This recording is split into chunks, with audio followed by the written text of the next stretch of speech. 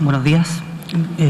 Primero que nada, agradecer a la organización del evento la invitación que han hecho al Departamento de Sociología de la Universidad de Chile y particularmente al Núcleo de Investigación en Juventudes, que es de mi espacio institucional académico, a comentar la presentación del profesor Calderón.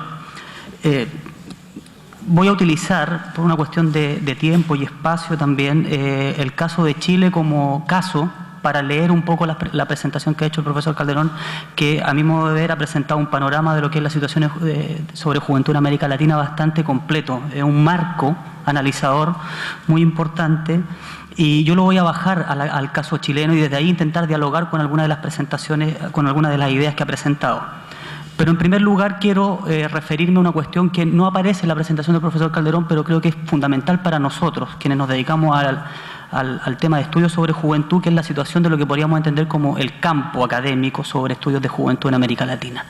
Porque una de las cuestiones fundamentales en el caso, desde el caso chileno, es la irregularidad, o por llamarlo de alguna manera, en la producción de conocimiento sobre jóvenes que ha adquirido precisamente a través de un modelo que podríamos denominar consultorial su máxima expresión. El caso de los estudios sobre juventud en Chile ha estado dominado por una tendencia de estudio por encargo, acotado, específico, a corto plazo, que ha impedido, desde mi perspectiva, analizar los grandes procesos de transformación cultural que han venido ocurriendo durante los últimos 17 años por lo menos. Y esto tiene que ver con una modalidad de desarrollo y de producción del conocimiento que afecta tanto a las universidades, por una parte, que no disponen de posibilidades de producir conocimiento propio, sino es por la mediación del Estado, y que como dato empírico uno podría decir en el caso chileno se traduce en que hoy día en el ámbito universitario nosotros hemos detectado 4 cátedras a nivel nacional sobre temas de juventud, ninguna de ellas en el plano, por ejemplo, de educación. Los estudiantes de pedagogía, es decir, los futuros profesores, quienes están en la segunda línea después de la familia, en la relación con los jóvenes, no tienen aparentemente formación específica en términos culturales, socioculturales sobre el sujeto con el cual se van a enfrentar. Y eso a nosotros nos parece demasiado preocupante porque los enfoques allí siguen siendo fundamentalmente psicobiologicistas. Y hay una cuestión que genera problemas si lo miramos desde una lógica de campo de estudios sobre juventud. Por lo tanto, esa primera consideración me parece que hay que colocarla sobre la mesa, precisamente para ver cómo se puede revertir una tendencia de investigación sobre el campo de jóvenes, sobre los jóvenes, que ha sido bastante irregular, bastante discontinuado.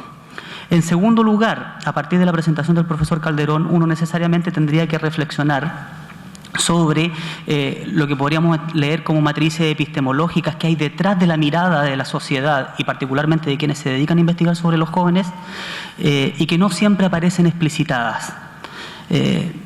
Básicamente, yo podría señalar acá que uno podría reconocer 2 grandes tendencias, y aquí voy a recuperar la nomenclatura más antropológica, una tendencia universalista para comprender a los jóvenes y una tendencia más de corte relativista.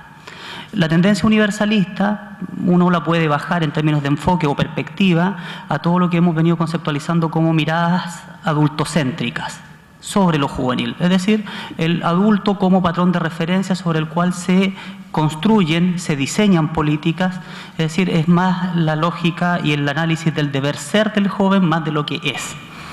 Y en segundo lugar, una mirada, una posición de orden epistemológico, de orden relativista, que ha alcanzado su máxima expresión en los últimos tiempos en una versión bastante mediática de lo que podemos entender como tribus urbanas. Es decir, ahí hay una mediatización del concepto de tribu urbana que fuera formulado hace mucho tiempo en Europa, que la traducción hacia América Latina ha generado no pocos inconvenientes.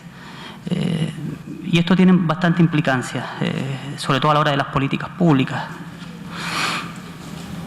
Estas matrices epistemológicas de alguna u otra manera se enfrentan a nivel de imaginario, en que desde el mundo adulto les decimos a los jóvenes todo tiempo pasado fue mejor, y los jóvenes nos responden todo tiempo pasado fue peor. Ese enfrentamiento en términos imaginarios es el que va promoviendo de alguna u otra manera y va ubicando el tercer plano que describía y que yo reorganizo de otra manera, lo que presentaba el profesor Calderón, que tiene que ver con las tendencias actuales en la situación de los jóvenes en América Latina. Y ahí yo solamente podría reagrupar y por este afán de etiquetar y catalogar y codificar la realidad latinoamericana en una sola palabra: paradojas. La paradoja sería lo que define la situación de los jóvenes en nuestras sociedades, particularmente en Chile. Una primera paradoja, esta paradoja estaría básicamente definida por una posesión de mayores capitales por parte de las generaciones actuales, que no se traduce en una mayor posibilidad de inclusión en los actuales procesos políticos, sociopolíticos en América Latina. Un primer ámbito en que se refleja esta paradoja es el ámbito político. Una tendencia, y que en Chile se ha desarrollado bastante, tiene que ver con considerar a los jóvenes en su dimensión de actores, básicamente desde una dimensión expresiva y no necesariamente desde una dimensión deliberativa. Es decir, los invitamos a participar con sus expresividades juveniles, pero no necesariamente los incorporamos para deliberar y decidir sobre lo que se debiera hacer sobre su misma condición. En segundo lugar, una segunda paradoja es que mientras más garantías de orden jurídico, es decir, más derechos, hay menores capacidades de exigibilidad de esos derechos por parte de los jóvenes. Y esto apunta, a mi modo de ver, con esta necesaria incorporación de la política, de las luchas por el reconocimiento que están impulsando muchos sectores juveniles en la actualidad. El caso del empleo, uno puede verificar una tercera paradoja: mientras mayores capitales, mayor educación tienen nuestros jóvenes, menores posibilidades de acceder estructuralmente a empleos de calidad en nuestra sociedad. Por lo tanto, estas situaciones paradojales obviamente también se van traduciendo en una interrogación, en una reformulación de los patrones clásicos de acción colectiva y movimientos propios que pueden desarrollar los jóvenes. Y esto es un intento de respuesta un poco a la pregunta de si acaso los jóvenes tendrán la posibilidad de incidir, de convertirse en agentes de su propio desarrollo o al interior de sus sociedades. Y ahí necesariamente uno debiera reconocer ciertas transformaciones que aparecen enunciadas en la exposición del profesor Calderón y que uno las puede vincular, por ejemplo, con las modalidades distintas de adscripción, las distintas lógicas de adscripción colectiva que hoy día tienen los jóvenes. En un estudio, una investigación reciente que acabamos de terminar, uno puede reconocer para el caso chileno, pero creo que es bastante homologable o expandible para el caso latinoamericano, al menos 4 lógicas, grandes lógicas de acción colectiva. Una que tiene que ver con los espacios más tradicionales y que yo he denominado lógicas de politización. Todos aquellos que forman parte de los entramados tradicionales, vinculados al espacio del trabajo, de la escuela, federaciones de estudiantes, partidos políticos, sindicatos, que marcaría una primera lógica de adscripción colectiva por parte del mundo juvenil. Una segunda lógica vendría determinada por aquello que podemos conceptualizar como trabajo comunitario, donde se recrean estos sentidos de barrio, estos sentidos de proximidad en los espacios en los cuales los jóvenes intervienen, fundamentalmente vinculados con la gestación o autogestación de proyectos de orden cultural o barrial. Una tercera lógica, que es una tendencia y que a mi modo de ver es la que más se ha impulsado desde el campo de las políticas públicas, que es la lógica del voluntariado. Y ahí vamos viendo también las predilecciones del Estado por el tipo de lógica que quiere impulsar al interior de la sociedad. Y una cuarta lógica que nosotros hemos detectado es la que tiene que ver con lo que podríamos denominar lo simbólico expresivo. Es decir, aquellos jóvenes que se reúnen, que están juntos, que hacen cosas en conjunto a partir de matrices de orden simbólica vinculados con la producción cultural, estéticas, estilos juveniles, etcétera.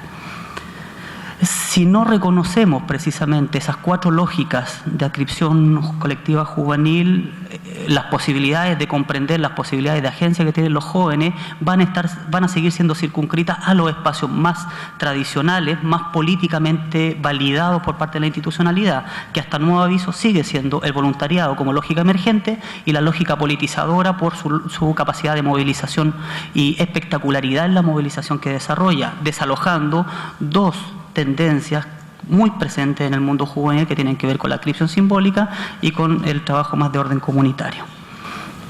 Y allí, eso sí, a partir de estas cuatro lógicas que uno puede reconocer, aparece fundamentalmente un gran campo de transformación en el mundo juvenil y que habla de la sociedad también, y es lo que tiene que ver con el tiempo y el espacio. El profesor Calderón decía una aceleración del tiempo y el espacio. Si uno tuviera que buscar una consigna que defina las prácticas colectivas de los jóvenes hoy día, tendría que señalar que están definidas por el aquí y ahora. A diferencia de los modelos clásicos que remitían todo a un horizonte utópico, es decir, mañana estaremos mejor, algún día va a llegar la sociedad que buscamos, los jóvenes intentan construir nos intenciones hoy día y ahora, a través de distintas modalidades, pero que estarían atravesadas precisamente por esa condensación del tiempo y esa multiplicación de los espacios en torno a los cuales los jóvenes se mueven y que van constituyendo como campos políticos específicos.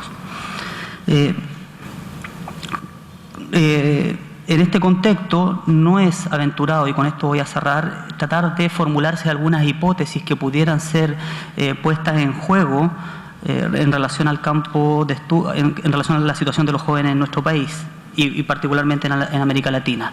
A partir, y la formulo a modo de pregunta, si no sería pensable, a partir de los datos que tenemos, de la exposición que realizó el profesor Calderón, de pensar en una suerte de ruptura generacional en términos de, tal como lo planteaba la antropóloga Margaret Mead a fines de los 60, cuando vislumbraba esta nueva generación, nosotros no podríamos pensar que estamos en presencia de una nueva generación en sus modos de estar juntos, en sus concepciones del tiempo y el espacio, que son las coordenadas básicas de estructuración de la vida en sociedad, y en su relación afectiva, signo negativo, con la propia institucionalidad, la que se estaría constituyendo en nuestros tiempos. Eso, muchas gracias por la invitación y gracias por la atención.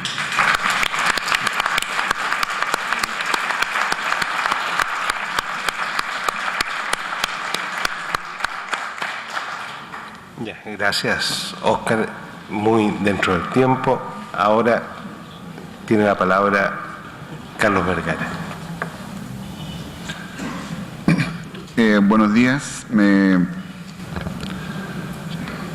sumo, esto simplemente va a comenzar, al coro de quienes sienten varias emociones por volver a esta casa después de no digamos cuántos años, pero son muchos.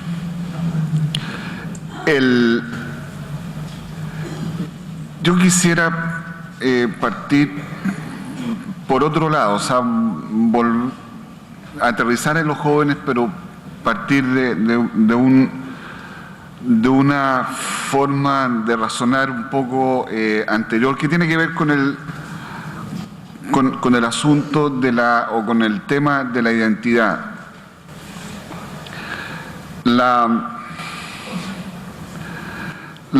identidad tiene bastante que ver con lo que en la sociología más clásica se denomina el sentido de pertenencia y que deriva en nociones como la cohesión social.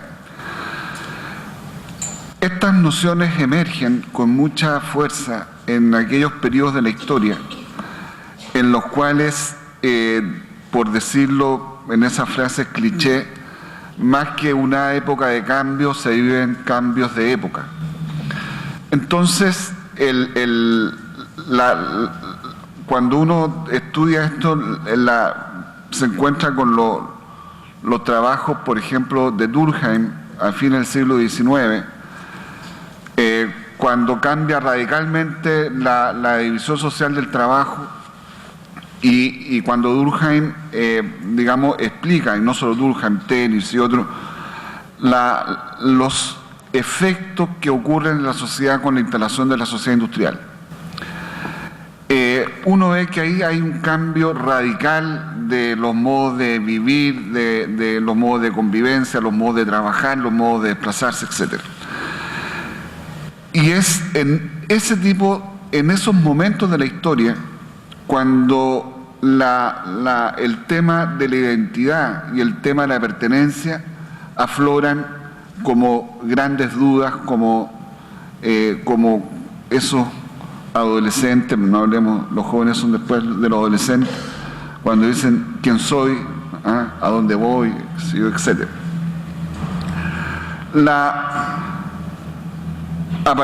Digamos, si uno tuviera que ponerlo de alguna manera, como alguien dijo, el siglo XX terminó con la caída del muro de Berlín.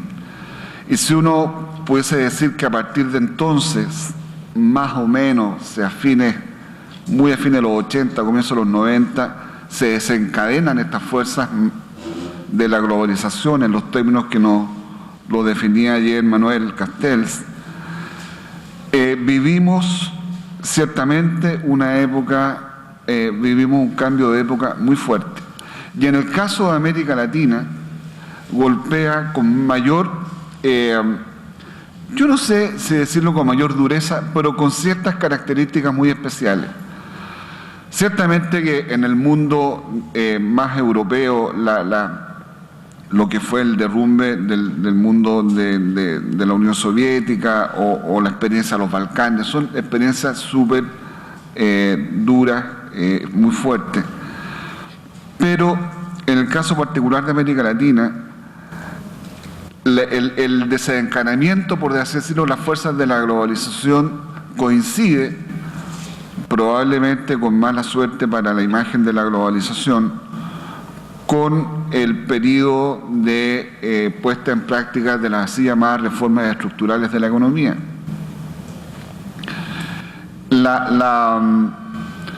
Digo esto porque cuando se impuso el así llamado recetario del Consenso de Washington, mucha gente pensaba de que de verdad es seguir esas recomendaciones llevaría a los países a un cierto nivel superior de crecimiento o de desarrollo, pondría a los países en un estado más optimista. Y ocurrió más bien lo contrario. Entonces, yo creo que en general las gentes de América Latina tienen una experiencia más bien pesimista, o sea, que más bien inspira al pesimismo antes que al optimismo, producto de estas reformas económicas estructurales. Pero sin embargo, digamos, la globalización sigue su camino, la globalización que conocemos, y eso en términos de la noción de identidad, yo creo que tiene tres aspectos que cabría relevar. En primer lugar,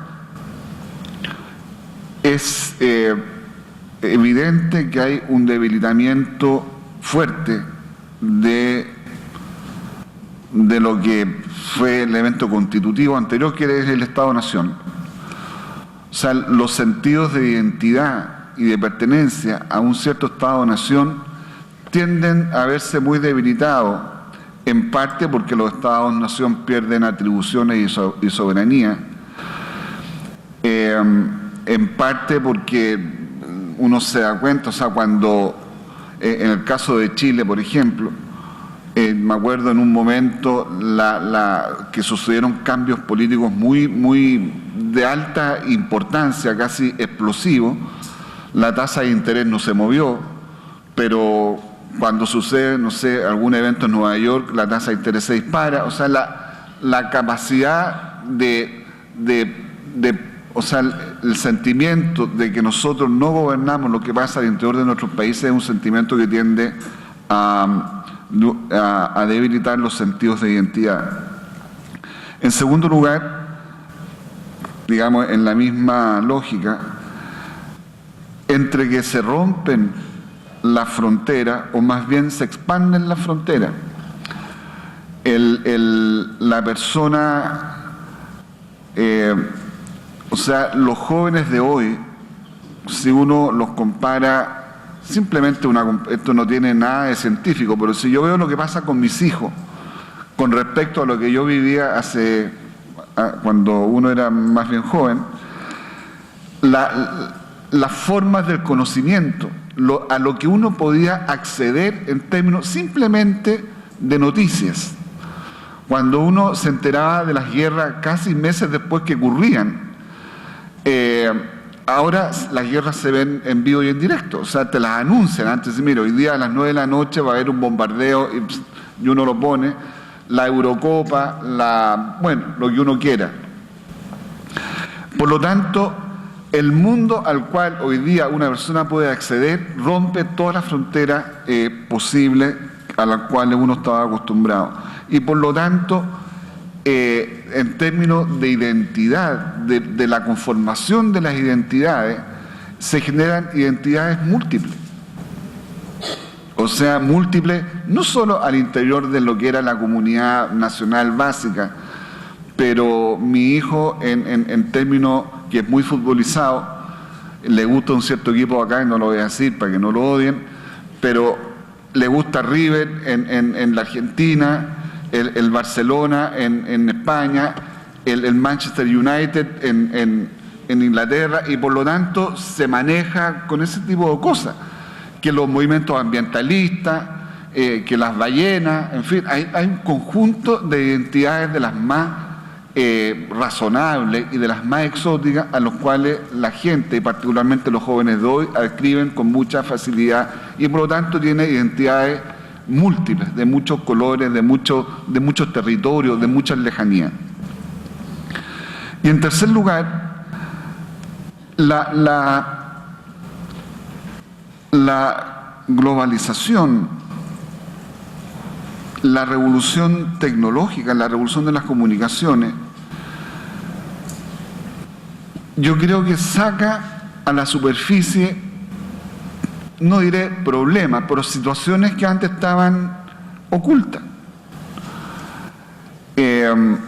Los cambios, los patrones de dominación, yo creo que acá, de repente, cuando digo que la globalización como que goza de mala prensa, muchas veces uno tiende a escuchar de que la globalización como que la exclusión es un resultado de la globalización, en parte. Y yo creo que hoy día estamos mucho más conscientes de los problemas de exclusión de lo que estábamos hace 15 o 20 años atrás. Y en segundo, y muy asociado a eso, si uno piensa en identidades, por ejemplo, del tipo como hay en nuestra América Latina, identidades asociadas a mundos, o en algunas partes se llaman minorías, pero en fin, que son mayoría étnica o indígena, resulta que esos movimientos emergen, como decía Fernando, reclaman reconocimiento. Antes no solo no eran reconocidos, sino que su posibilidad de reclamo era muy reducida. Hoy día hay más posibilidades de reconocimiento, se vinculan unos movimientos indigenistas con otros. Yo creo que nunca ha habido más solidaridad, llamémoslo así, más pertenencia, más universalismo dentro del mundo indigenista que ahora. Las posibilidades que ofrecen las comunicaciones y la red para informarse, newsletters, se ponen de acuerdo de ir para allá, para acá, etcétera, son hoy día mucho más fuertes. ¿Qué es lo que pasa con el problema de las identidades, la exclusión y la globalización? Es que en tanto se rompen las viejas identidades, se debilita el Estado-Nación, se expanden las fronteras, se multiplican las identidades, la gente tienden, una cosa antes, a diferencia de Europa, yo creo que en general América Latina ha tenido la suerte de no ser parte o no tener a la religión o a las religiones como un problema de identidad demasiado fuerte. En América Latina todos nos declaramos católicos aunque no seamos, y todos somos de clase media aunque no lo seamos. Eso es parte del buen vivir, pero cuando las identidades más antiguas se debilitan, hay una tendencia, por cierto, a refugiarse en los grupos más primarios. Y el problema fundamental que hay que trabajar en la globalización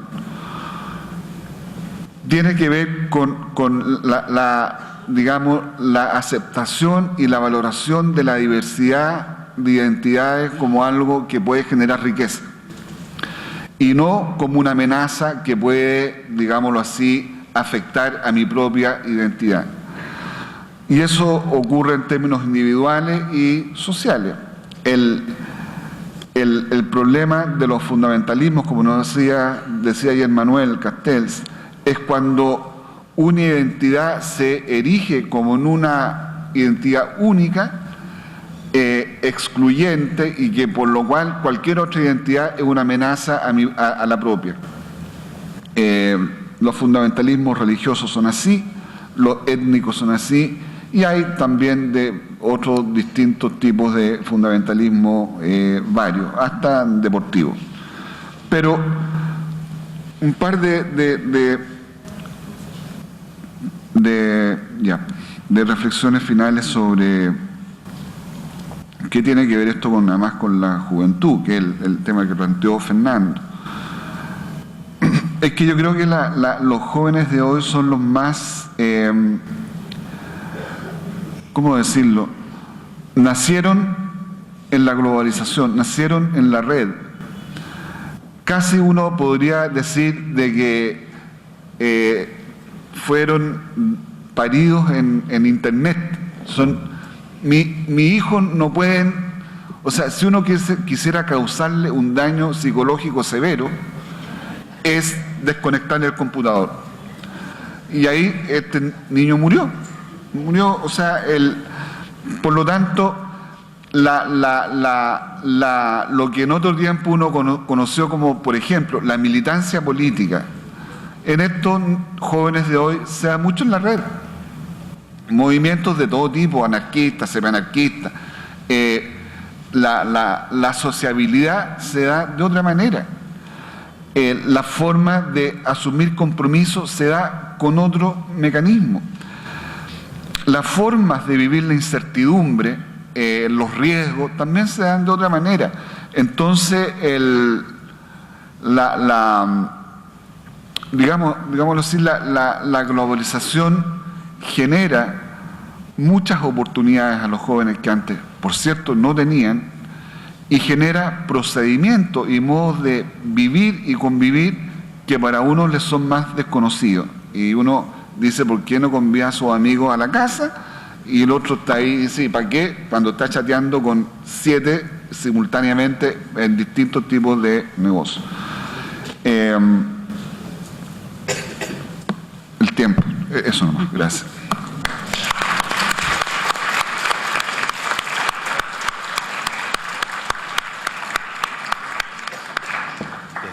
Muchas gracias por estas excelentes participaciones, Fernando, Óscar y Carlos.